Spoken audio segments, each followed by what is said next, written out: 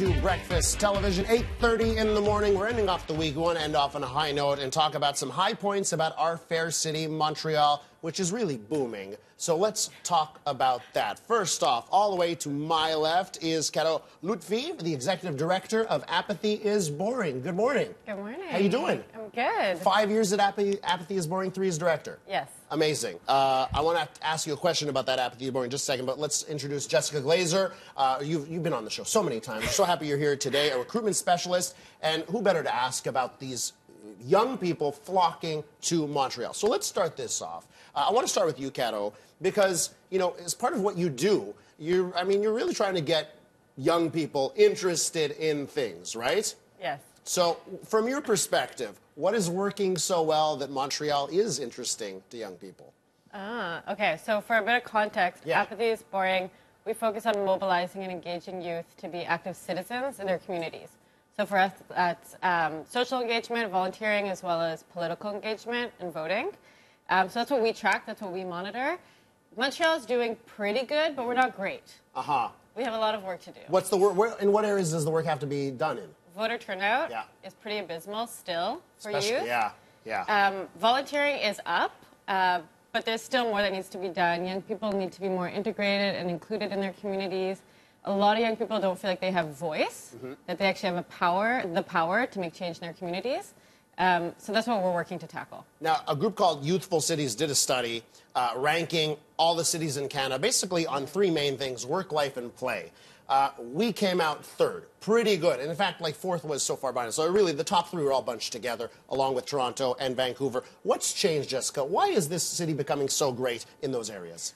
Well, in all the leisure we can understand. I mean, Montreal's joie a de great vivre is city there, yeah. with all sorts of festivals all the time, and we have the food trucks on Fridays every month. I mean, there's the life of Montreal is fantastic, which I think is what brought Montreal so high on the rating scale. I think if you're looking at employment, it's the same across Canada. Yeah. I think that if we looked at this survey last year, we always get information what we want to hear, right? So last year, Montreal, 2017, was actually a terrible place for employment. Really? 2018, the employment rate has gone up as a whole, but is it necessarily with the younger individuals?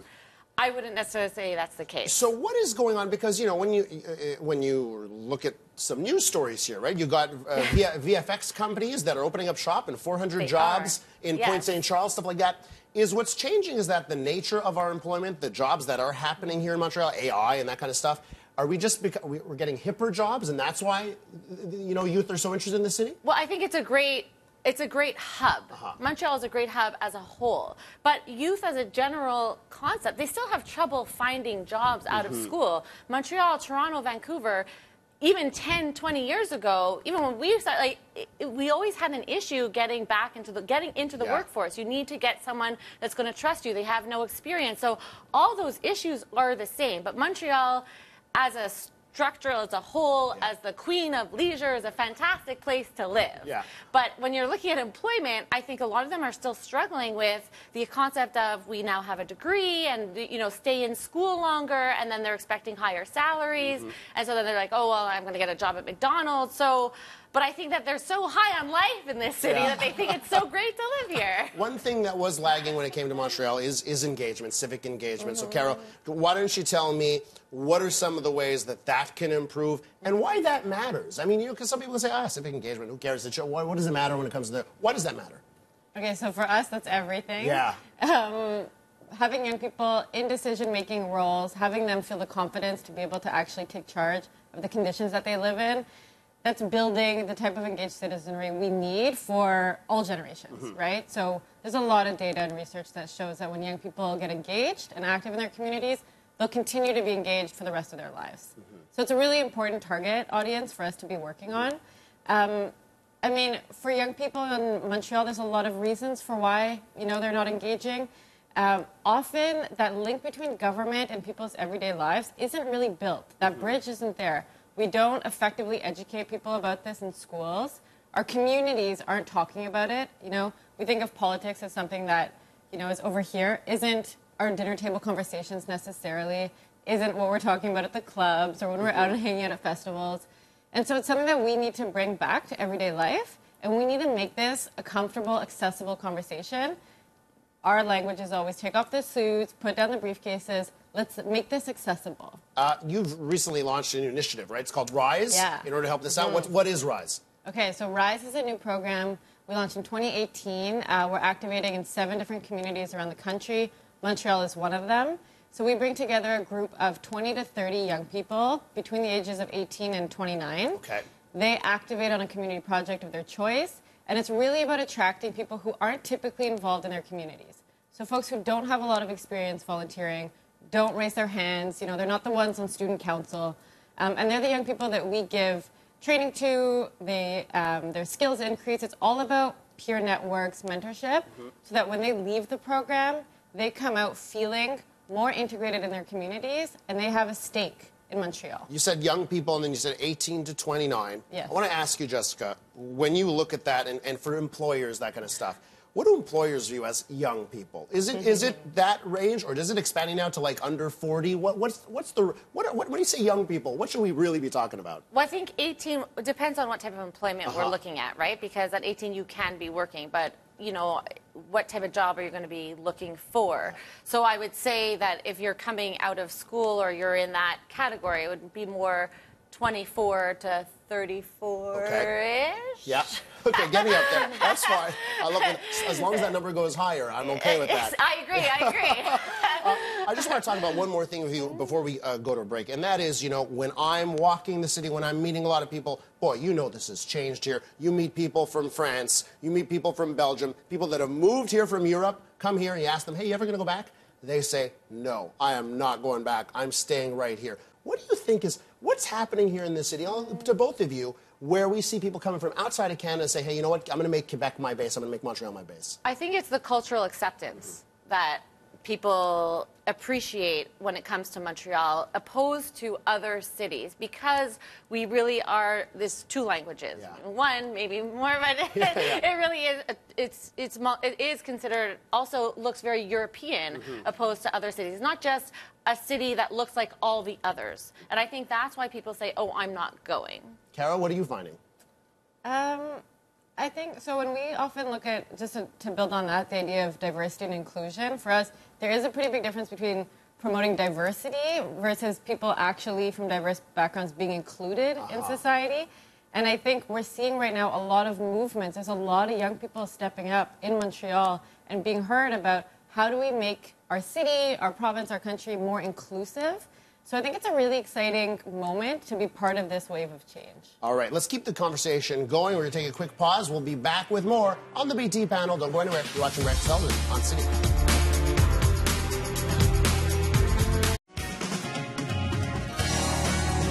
All right, we're back on Breakfast Television, 8:41 in the AM, and I've asked Derek and Catherine to join us here for the rest of this panel because, boy, there's so much more to add to this discussion. So, guys, let's bring it out to the whole table here. And listen, Derek, you make that commute from Ottawa, you come here to Montreal, you see what's happening here, you can sort of juxtapose it to another big Canadian city. What do you think is so special? Well, it's true because, we tend to complain about the cities that we live in. Then when you come to another city, the one thing that has stood out to me is public transportation. And I know every city across the country, they complain about their public transportation, but are we doing a good job here in Montreal? I really think we are. I mean, I know we still have some bumps to get over. There's no doubt about it in my mind. But, I mean, compared to coming from Ottawa, who has no metro system, who's just trying to put in a light rail system, Montreal so far ahead when it comes to public transit. And the good news is, it looks like the Blue Line expansion is happening.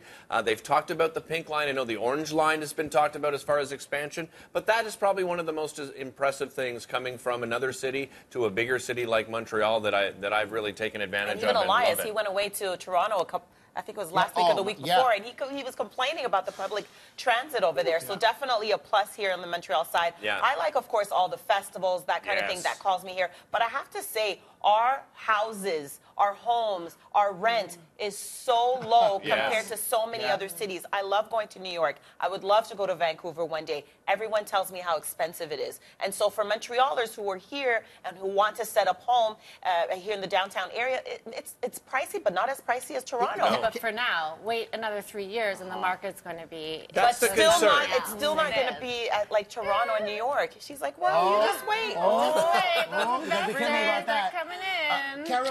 ask you this because, you know, the points that were just brought up, is there, in your mind, is there a tipping point where little things add up, where your public transit is great, your quality of life is great, you go to a park and it's awesome, and it's a tipping point that means, oh, I want to get involved?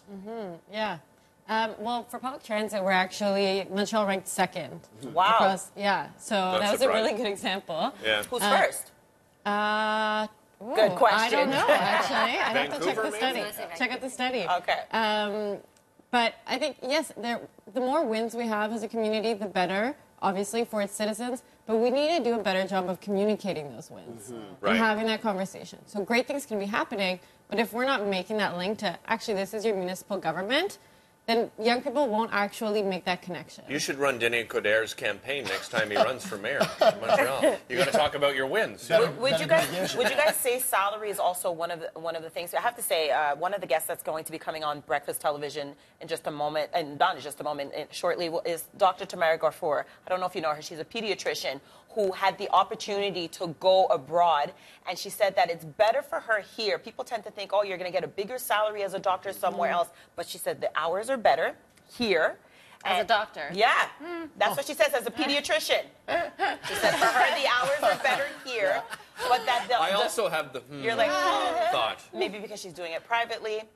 That's an excellent point. And that going to New York meant a whole different thing for her. It's a different vibe. Yes, the city is a different vibe, but that's why Montreal's put at number 3. When it comes to salaries, it's also the expectations of these young people that also have to be balanced in regard when we're looking at that as a whole. So the salaries are actually, if I were to look at to Toronto comparatively, it's actually much lower than it is to other cities. But right now, living here is cheaper. Yeah. So when you look at those stats and when companies are trying to fill positions and decide where to go, does that mean that the stats are bearing out that, you know, we have lower salaries, but the cost of living is significantly lower? And where do you see that going in this city? Well, that's how they equate it. Yeah. That's how companies equate what type of salaries they want to pay. It's like, well, if we're going to relocate someone, they have to realize that the quality of life here and what they're going to get and the hours. Like some companies are literally, it's 37.5 hours a week. It's not going to be a minute or an hour more. And they wouldn't expect that, and they want everybody to leave.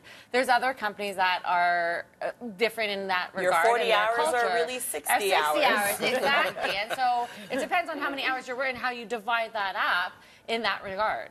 We don't have much more time here, but I want to talk about the one thing in your mind that gets you excited about this city. Where you go, there's a spark, and you say, yeah, the future is bright. Carol, I'll start with you. It's a very young city, right? We have a lot of universities. We have a lot of youth in this city specifically. So it's a really dynamic place to be, and that's probably one of my favorite things about Montreal. Jessica?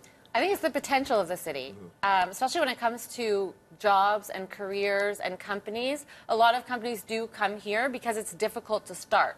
So they figure if they can start here, then they can make it anywhere. And so, the song. So they come here because of all the rules and the regulations and everything that's in place. They come here. So I think it's the potential that the city has and still has, even though it is an older city. Things to do, Elias. Yes. Things to do. Every night of the week in Montreal, there is something to do. Do not complain that there's nothing to do in this city. That's I have what to say, say. my husband, who's in IT, I think for my boys who want to follow suit what their father is doing, opportunities here are endless in Montreal. Yeah. We'll work on getting these Sinatra lyrics changed, but thanks so much for a great panel. Thanks for joining us, guys. We'll be back on BT with a look at Entertainment City.